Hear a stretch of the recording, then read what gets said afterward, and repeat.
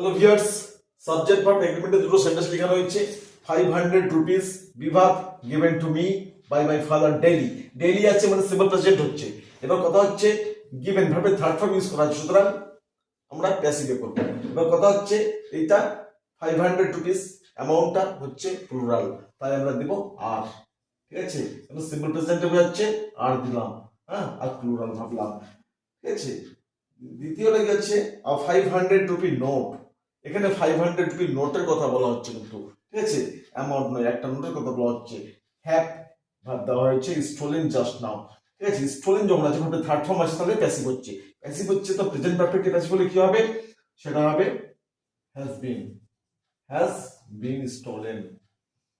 Has been stolen কারণ present পারফেক্টে প্যাসিভে করা হয়েছে। আর এই সাবজেক্টটা হচ্ছে সিঙ্গুলার, কারণ একটা নোটের কথা বলা হচ্ছে। আশা করি ব্যাপারটা বোঝা গেছে। Thanks for watching.